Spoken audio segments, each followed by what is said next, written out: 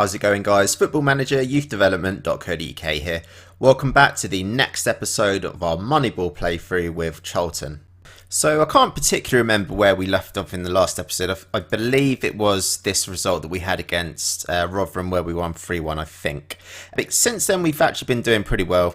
I'm going to show you the league table in a little bit. In terms of results, we've had a couple of losses, about 4 losses, but most of the rest of the games have been quite a number of wins, a couple of draws as well chucked in there. So in terms of position where we are in the league table, we're currently on 31 points.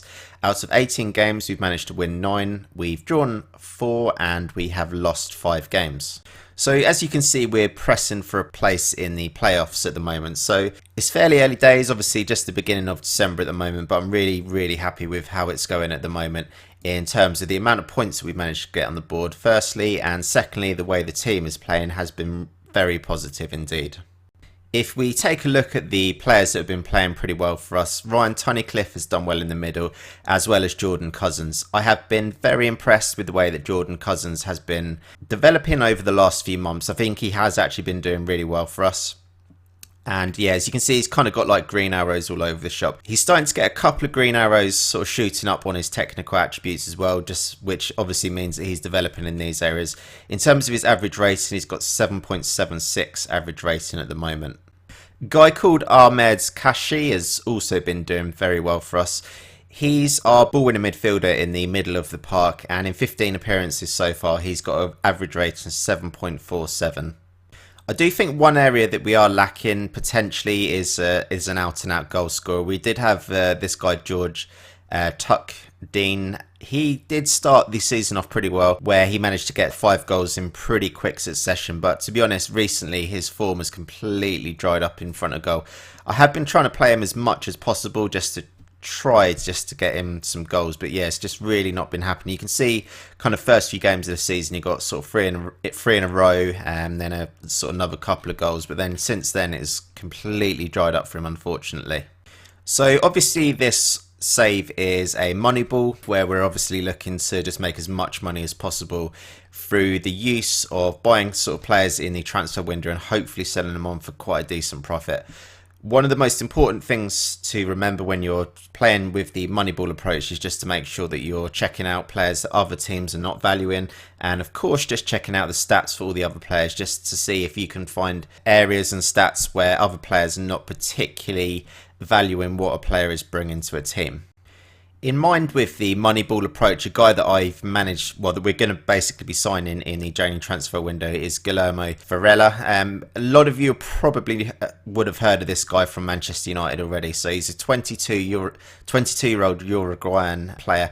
And yeah, I think I'm getting a pretty decent deal, to be honest. So he's came on about 3 times for Manchester United as a sub this season. Obviously, he's not particularly needed at Manchester United, so his squad status is actually as a backup. We're getting him for about 400k, and you can see that he's actually worth £675,000. So I do reckon when we sign this guy that he's going to be he's probably going to be worth well over £1 million, I would have thought.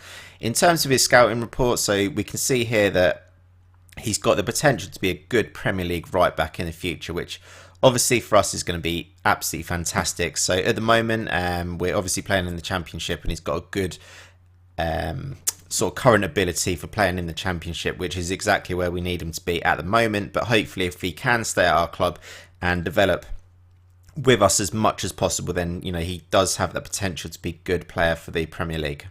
In terms of our tactics and where we've been developing things at the moment, there's a few things that I have been changing recently. So we have been just making sure that our tempo is a lot lower just to try and retain possession of the ball. This seems to be working really well actually, because we're trying to hold on to possession of the ball and just make sure that what we're actually doing with the ball is counting rather than just trying to do things a little bit too quick, and potentially sometimes you can end up giving the ball away a little bit too often. So obviously recently we have come off the back of a 2-0 win away against Birmingham, and we just managed to beat Ipswich at home 2-1 in the last game. In today's episode we're going to be playing against Brighton. So this season for Brighton, they've not exactly been doing too well. So if we take a look at the Championship table just before I get the team ready for this game, you can see that they're hovering just above the relegation zone at the moment.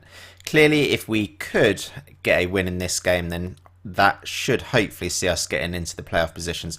Obviously, it's all pretty tight at the top of the league at the moment, but yeah, if we can try and keep in and around this area come towards the end of the season, I'll be very, very happy with that.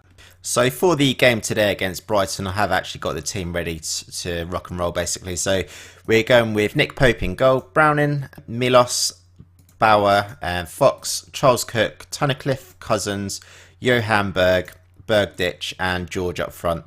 Like I said, I've not particularly been too happy with the form of George, especially in terms of the amount of goals that he has been getting. But yeah, I'm basically just trying to do everything that I can at the moment just to hopefully try and get him on a little bit of a goal scoring form. Okay, so everybody seems ready for the start of this game. Morale is actually pretty high at the sort of beginning of this game as well, which I'm very, very happy with. So potentially a chance maybe within the first minute of the game is the first highlight. So the ball comes through to George, who gets tackled by their defender. It comes out to the middle of the park. Bergdich picks it up. George was really, really unlucky there not to make that ball go into the back of the net, but it does go out for a corner. And their defender looks like he's going to call it. Browning comes across to pick up the ball. Baldock's going to bring the ball forward, and we managed to tackle him. So nice early chance there for us. So the ball comes in the middle to Tunnicliffe, who passes the ball out to Goodmunson. He's running in the middle. Bit of a wasted opportunity, unfortunately, but you can see here that we've had 61% possession of the ball. We've had 5 shots, and 2 of which have been on target. So free kick here to Charlton. Cousins picks up the ball loosely in the middle of the park.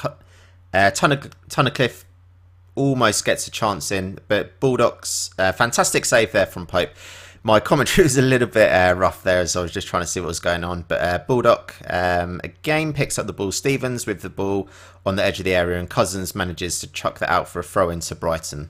So coming up to half time now, I'm going to make sure that I try and give the players a bit of a team talk just before half time if we're able to, just to make sure that they're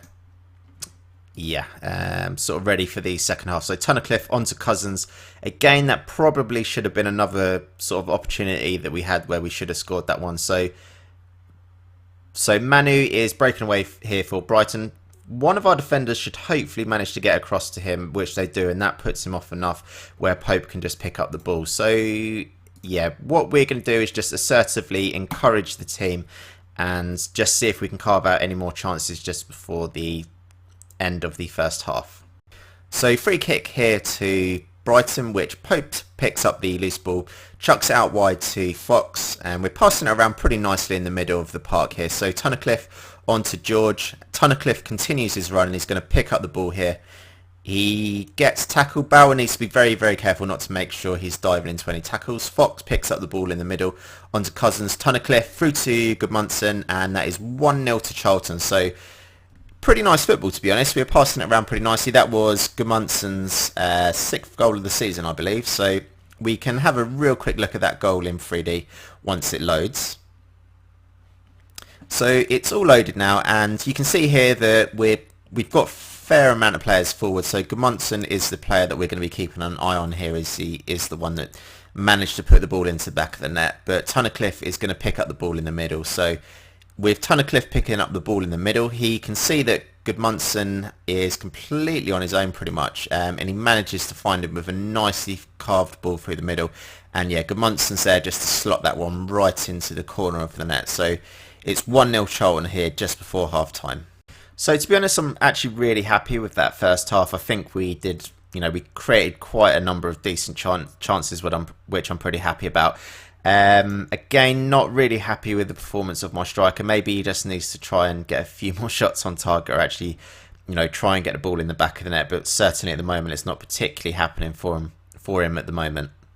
Okay, so we're roughly up to about the 75th minute now, so I'm just going to look to make a quick substitution. I can see looks like Patrick Bauer's pretty knackered, and he's actually on a yellow card as well. So let's have a real quick look just to see who I might be able to bring on here. I think what I'm going to do is push Titus Browning into a centre-back position, And let's bring on Ahmed Kashkai as a fullback. It's not his natural position by any stretch of the imagination, but I do certainly think he'll be able to do pretty well for us in that position. So what I'm also going to do, because we've only got about 10 minutes to go, my two centre midfielders, I normally have them on the central midfield role on the attack duty. But what I'm going to do is just push them down to support just to make sure they are helping out our defenders.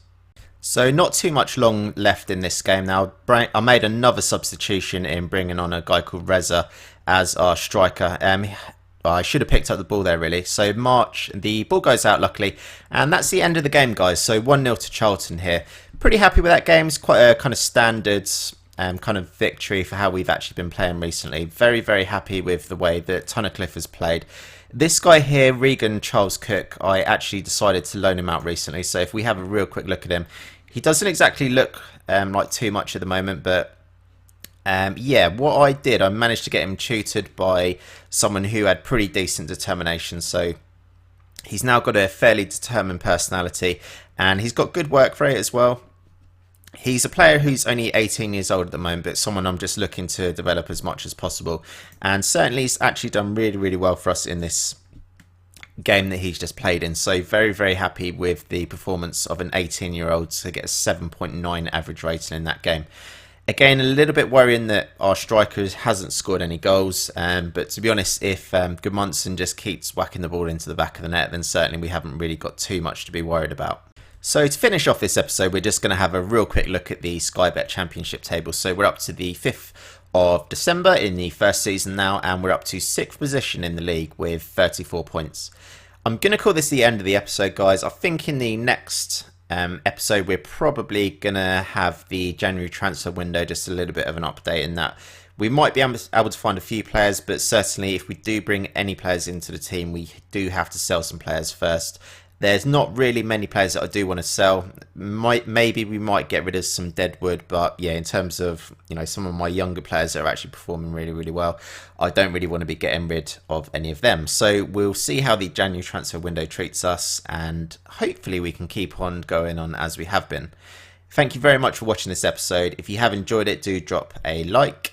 Do make sure you subscribe to the channel, and of course do leave your comments, and we'll be back very, very soon for some more episodes in this playthrough series.